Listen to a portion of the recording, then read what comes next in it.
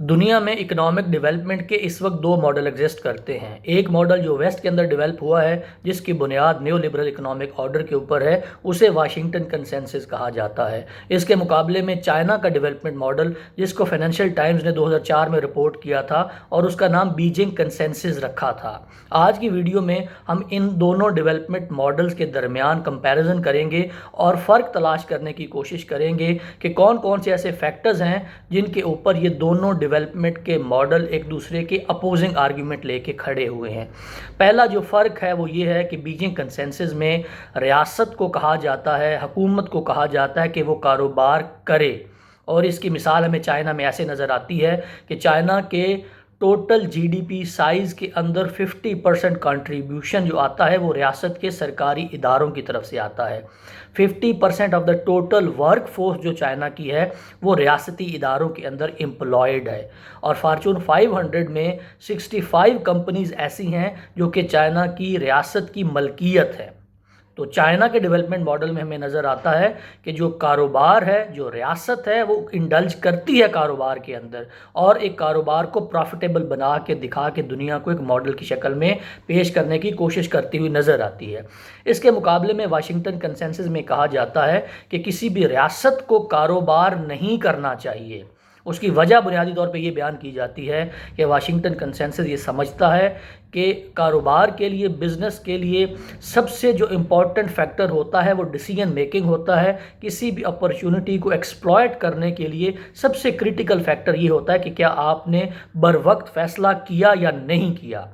اور اگر ریاست کاروبار کر رہی ہوگی تو بیوروکریسی کی جو ریڈ ٹیپس ہوتی ہیں ان کی وجہ سے ایفیکٹو ڈیسیجن میکنگ نہیں کی جا سکتی۔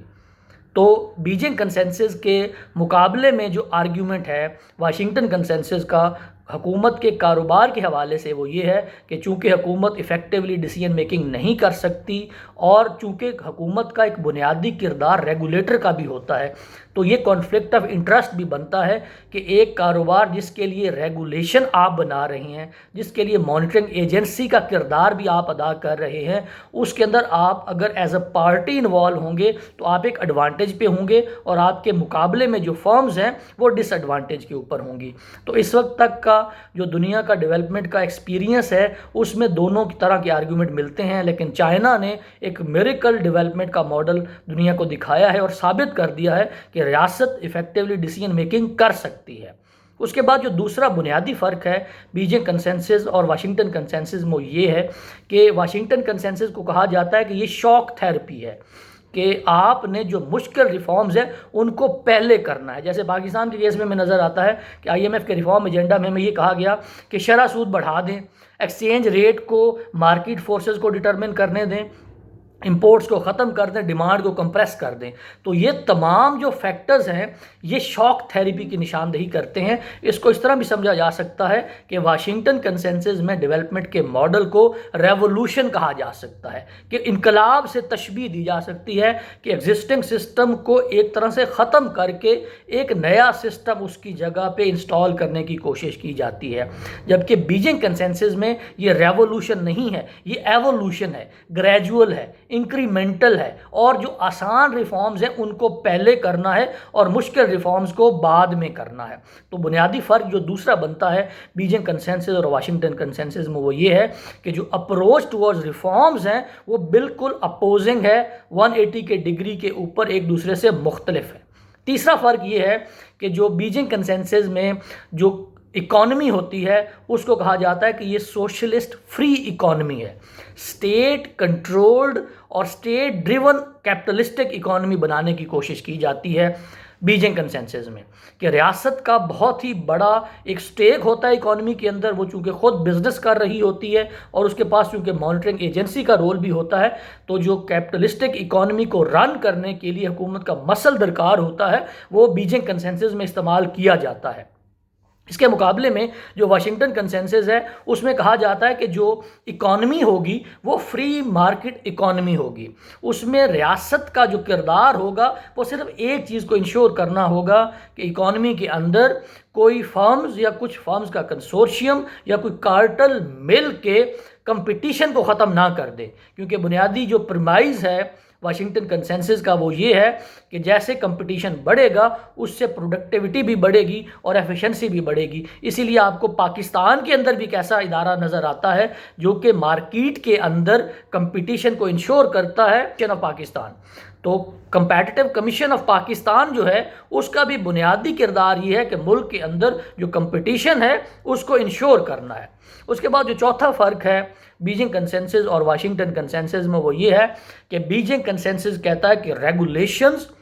और जो कवानीन हैं, जो शराइत हैं, वो बहुत ज़्यादा होंगी और हुकूमत इंश्योर करेगी कि तमाम रेगुलेशन को एडहेयर किया जा रहा है या नहीं। इसके मुकाबले में वाशिंगटन कंसेंसस ये कहता है कि डी रेगुलेशन होनी चाहिए, क्योंकि अगर रेगुलेशंस बहुत ज़्यादा होंगी तो रेड टेप्स बहुत ऐड हो जाएंगी, तो इफ़ेक्टिवली चीज़ों को एग्जीक्यूट नहीं किया जाएगा। इसीलिए IMF और वाशिंगटन कंसेंसस के तहत पाकिस्तान को कहा जा रहा है कि अपने स्टेट बैंक को आज़ाद करें। वो शायद हुकूमत को भी जवाबदेह नहीं होना चाहिए। तो वाशिंगटन कंसेंसस ये समझता है कि डी रेगुलेशन करनी चाहिए, इदारों को आज़ादी से ऑपरेट करने की इजाज़त होनी चाहिए और उनके अंदर हुकूमत की और पॉलिटिकल इंटरफेरेंस नहीं होनी चाहिए। उसके बाद जो पांचवा फ़र्क है बुनियादी तौर पे बीजिंग कंसेंसस में और वाशिंगटन कंसेंसस में, वो ये है कि बीजिंग कंसेंसस हमें एक प्योर इकोनॉमिक सिस्टम नज़र आता है जो कि बाकी जो हमारी समाजियात है, जो माशियात है, या हमारा जो पूरा पॉलिटिकल सिस्टम है उससे आइसोलेशन में ऑपरेट करता है।